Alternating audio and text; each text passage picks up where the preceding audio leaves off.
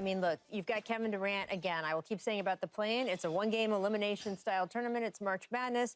Anything can happen, but I can't see them making it any further. And frankly, this is an embarrassment. There is no other way to say it. A team with this caliber of players should never be 30th in the league in the fourth quarter. And they're not just 30th in the league, they're last by a lot. They are significantly last. And I don't care how many of the times your stars have missed different games and therefore chemistry is an issue. Agreed. I don't care the fact that you don't have the deepest roster and they haven't done the greatest job filling out that roster and they're top heavy and all of that stuff. That is terrible. And I think that it is indicative of a lot of deeper problems. Chris Paul, by the way, if I were him, I'd be like lighting up a cigar and laughing every once in a while when he sees scores go across, only in that the fact that they decided to get rid of having a consistent starting point guard. You hand that responsibility to Devin Booker, who's done a great job, by the way, with what he has been given. But he is not a traditional point guard. He is not someone who organizes them at the end of games the way a point guard would, and you are seeing it. So first of all, that hubris, and then with the roster construction in general, we have seen it so many times. A new owner comes into the NBA, they think, all these suckers, they have no idea what they're doing. I know how to win. I'm the one who is able to take a firm stand, and I'm willing to spend the money, and I'm willing to do it. And they go in and they make a bunch of big moves, and it often doesn't work. And here we go.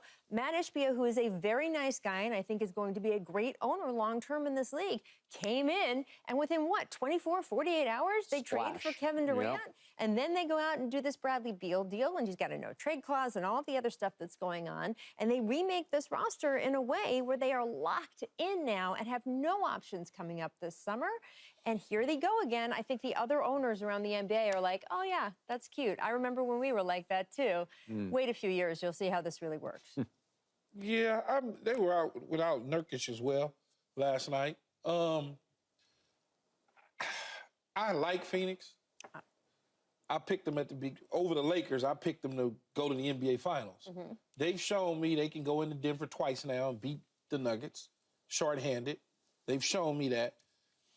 Kevin Durant in the playoffs, I think, will be on a mission because he's got to prove to everybody. I mean, he's just got to prove to everybody. Whether it's when he was in Brooklyn against Boston or Philly, that ended in, Philly thing was the shoe. And then, no, not Philly, I'm sorry, Milwaukee thing was the shoe. And then Boston, I don't know what happened there. But he hasn't been able to carry a team by himself, so to speak, in the postseason. He hasn't really been able to. I mean, OKC, when they were young, but I mean, since he's been Kevin Durant, he hasn't been able to do it. I think if they stay in a position where they're in a play-in or whatever, I think they get out of that. I do. I honestly do. Because you got a player in Booker who can score, who will try to play hard-nosed defense. We know Kevin Durant is lights out, and he will play defense.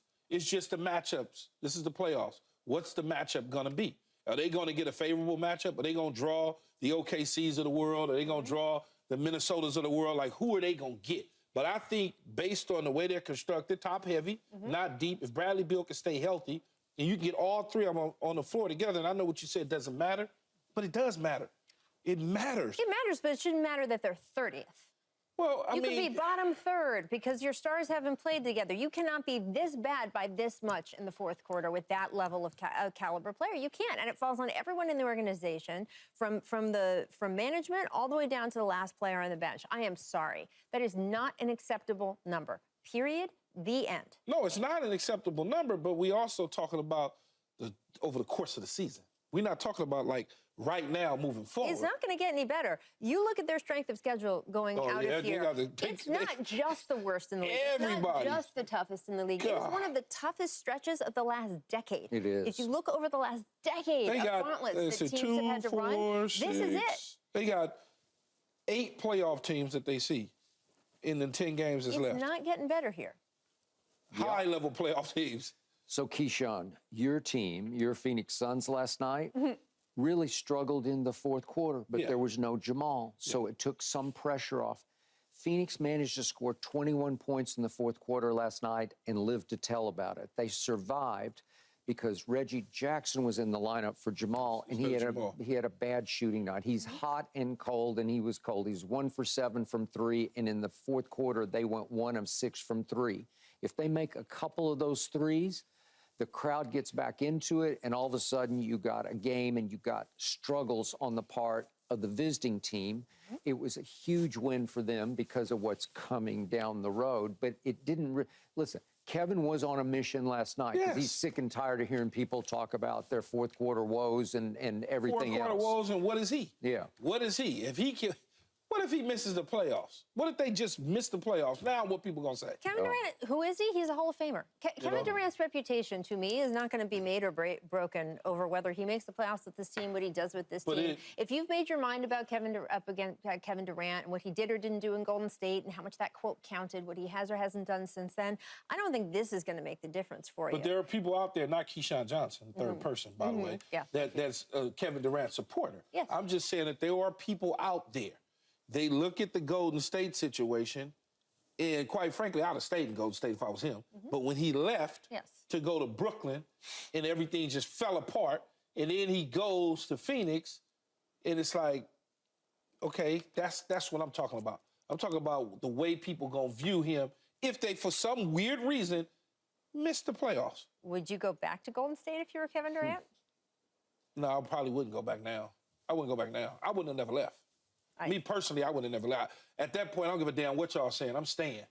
Whether Phoenix does or doesn't make the play-in, whether they get in or out of the play-in, I certainly don't see them advancing past the first round. And I am very curious what conversations that sparks in Phoenix this summer because, as I said, they have a very hamstrung situation with their roster.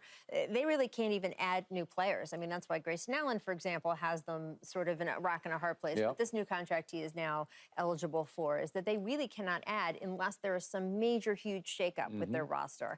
And major, huge shakeup with their roster, I don't know. Is that a KD? I am so with you about CP3.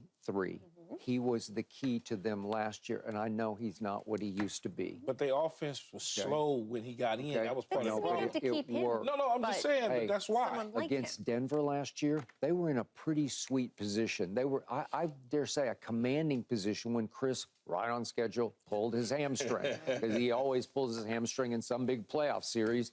And once he was gone, they lost their way. And Kevin couldn't put them back over the top, and all of a sudden Denver took back over in the next couple of games, and that was that.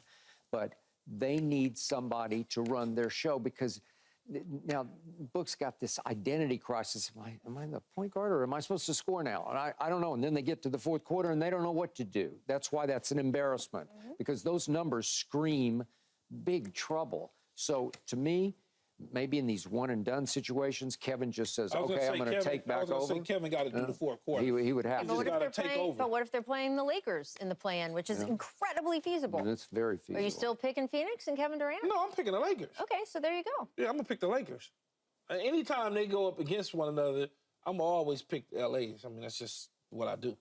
Okay. But would you pick them with your head or your heart? I'm picking them with both. Yeah. My head and my heart. Because I think the Lakers can beat Phoenix. Yeah. But at the Lakers, at the start of the season, I didn't feel like the Lakers was going to be in the championship position. So I picked Phoenix because I got excited about the Bradley Beal trade. Yeah. You know, I'm like, oh, okay, they got Bradley Beal. Yeah. Okay, Grayson Allen going to light it up from the three. I thought everything was going to be good. Yeah. All right, to sum up your point about Kevin's legacy, clearly it's established. It's in concrete. I got that. That is. But against Ime's Boston, going back 2 playoffs ago, Kevin got shut down. They got physical with him and just took it. You want to, as a player, I don't care what nobody say, Rachel, you want to erase all that negativity. That's why when you see players accomplish something in their careers, you see them cry, you see, because all of the naysayers that's piled on in his career, they can't say anything. I think Kevin Durant is very motivated. I think he's motivated for a lot of reasons that has nothing to do with the people on Twitter. I think that he's 35 years old and he wants to make an impact in a way he hasn't in a few years. However, I think that all of those people, when we talk about how is Kevin Durant going to be remembered, I think whatever you think right now is what you think. I'm not sure it's changed. Oh, let me ask you this real quick before he goes and pays the bills. Yeah. If LeBron James wins the NBA final coming out the 9th seed this year, is he the GOAT? Am I with Paul Pierce? Is that what I'm just asking. I'm just... Skip turning red. Why you turning red, man? Because you wait until I have to go so I can't respond because that's the only way you can beat me. You're sly enough, you're a shrewd enough operator. Tomorrow we will tee that up as a full topic and you probably won't show up tomorrow. That's what will happen. Embiid is set to return in Philly. Will he make the Sixers a threat to the Celtics and the Bucks? That's next.